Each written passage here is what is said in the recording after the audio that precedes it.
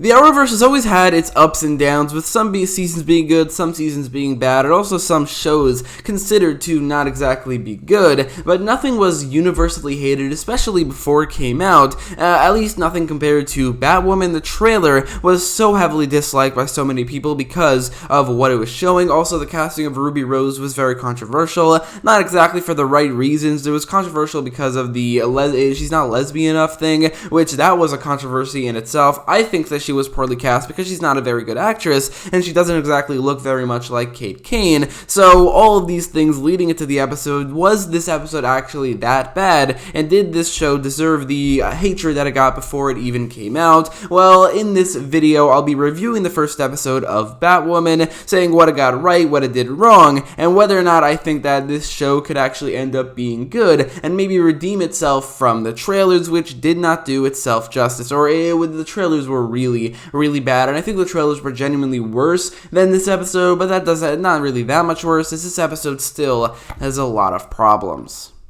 Now, before I get into the actual review, I want to talk about what is by far the most interesting thing about the show, and will always be the most interesting thing about the show, and that is Batman. Batman made his full appearance in this episode. Not really full, he was in the shadows, we barely saw him, but he technically appeared for the first time in this episode, and that's pretty crazy, and I'll talk about what I think about that in my actual review. But right now, I want to talk about what this means for the character. We saw a flashback of when Kate was young, and if going by the ages of the actors, Ruby Rose is 33, the actress who played the young Kate Kane is 13. This means that Batman has been Batman, or Bruce Wayne has been Batman, for at least 20 years, or he became Batman at least 20 years ago. And by what Kate is saying, by how he talks about Batman from back then, it seems like Batman was already a known person, or at least according to people like Oliver Queen, a myth. But even then, that means that Batman has been Batman Bruce has been Batman for like a year or two. I would say that he was Batman for maybe 20 years before leaving Gotham City. So 23 years ago, typically he becomes Batman at the age of 25, so 23 years ago, now he would be almost 50 years old, explaining maybe why he's played by Kevin Conroy, and why he's, quote, a older version of Batman already,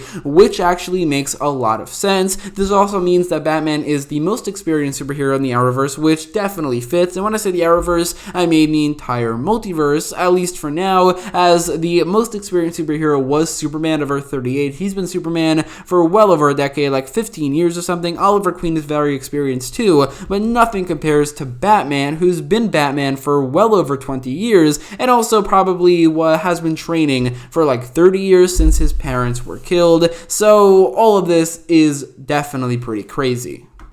Now, since this is a pilot, it has to do a couple things that the rest of the season or other episodes do not have to do, like introduce the cast, the relationship between the cast, the storyline of the season, as well as the surrounding world. It certainly does some things better than others, but I will go over all of those things. In terms of the characters, this episode does not introduce the main character, Kate Kane, as she was introduced in Elseworlds.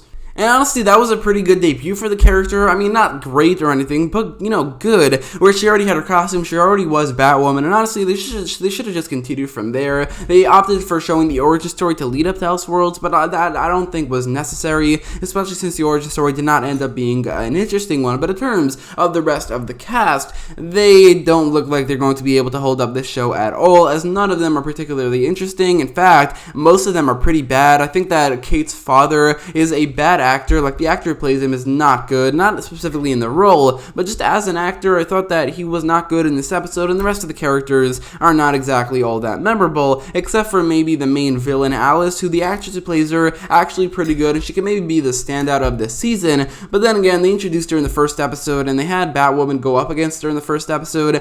That was not a good idea. I don't know how many episodes this season will have, but if it's anything near what the Arrowverse typically has, which is usually 23 or 22 episodes, or even the shorter ones have around like 16 episodes, or maybe even shorter than that, 13, still, if Alice is the main villain, which that seems to be the case, then her going up against Batwoman, and also the fact that Kate already learned that she is her sister in the very first episode, that I don't think will end well, as it will be very dragged on on for that to last till the last episode of the season. Again, I don't know how long the season will be, but I don't think that will work specifically. But I think other than that, Alice was definitely a standout for this episode, and she can definitely end up being a good villain if they don't drag on this storyline too long, or something like that, if they don't come up with some different storyline or something for her to do. Anyways, yeah, they didn't exactly do a good job at introducing the characters, and I doubt that the rest of the season will do that either. But in terms of introducing the city and the storyline and what we're seeing here, I think those were at least a little bit better, but not exactly that much. Gotham City is certainly a lot less interesting than it typically is. Obviously, there's no Batman, so that contributes to that, but there isn't even all the other characters. Like, they could have easily had Commissioner Gordon or Harvey Bullock or any of those characters. Renee Montoya would be obvious for this show. Any of those characters, any of the GCPD characters should definitely have appeared. Other characters throughout Gotham, other Batman villains, definitely could be appearing in this show, but it doesn't seem like that is the case, other than Hush. He's appearing, but the city in this episode, it doesn't seem like it's going to be as interesting as Gotham City typically is, as it just feels like it's a city that used to have Batman, and that's really all there is to it. It's fine, it's not terrible, but it is not as good as it could have been. In terms of the storyline, I don't think that Kate Kane, her motivation or anything like that is good, but I do actually kind of like how they're using Batman here. Obviously, Batman being introduced in the Arrowverse this way, as he is not even around, and Batwoman is the character who is going to take over the role. Not exactly what I wanted to see, but in terms of what we're getting, the fact that we saw Batman for the first time and how they're handling Batman's disappearance on the show, it's honestly a little bit better than I expected. The trailers made it seem like Batman will be very much torn down in order to build Batwoman up, like making Batman a worse person in order to make Batwoman look like a better person. You know how like Supergirl did that with Superman, which did not work on Supergirl at all, and this was mainly in season 2, but it is a problem overall. And this season, the trailers made it seem like that would be the case here, and I don't really think it is, as Batwoman, I think, respects Batman a lot more than Supergirl did respect Superman, as although Batman did leave for some reason or another, I think what they should do, the reason he left, it has to do hopefully with Jason Todd. He died, so that broke Batman, and then he left. I think that would be the easiest option, other than maybe his back broke, so he went out of commission for a couple years. You know, it was broken by Bane. But I think that Batwoman, the show, and also the character respects Batman enough, as it seems like she looks up to him, but also is very close with Bruce Wayne, and all of that I think works for the most part. Again, this isn't ideal. I would have much rather just seen a Batman TV show in the Arrowverse. That would have been so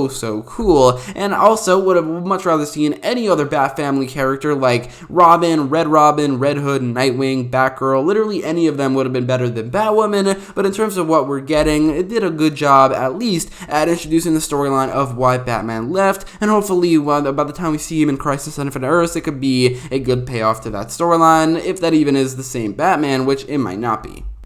Now, this episode has a lot of flashbacks, and I doubt they're going to go to the Arrow route and have flashbacks for the entirety of the show, however long this show does last. But in this episode, the flashbacks were genuinely bad, especially the ones where Kate was a kid, because of how they differentiated it from the present day. Instead of just doing a different tint to make it look different like Arrow does, they made it so that the frames per second are way lower, kind of making it laggy, maybe kind of look like pictures with some sound in the background, which was so jarring. It was so weird, and I don't understand why they did that. It was definitely a creative decision, and it was a terrible one at that, as it made it legitimately unwatchable. It was so difficult to watch, and while it was really cool seeing Batman in these scenes, and also contributing, I think that it did a fine job contributing to the plot, but other than that, I mean, I think that the way it was edited, it was so difficult to watch that anything that it did well was completely taken away because of it.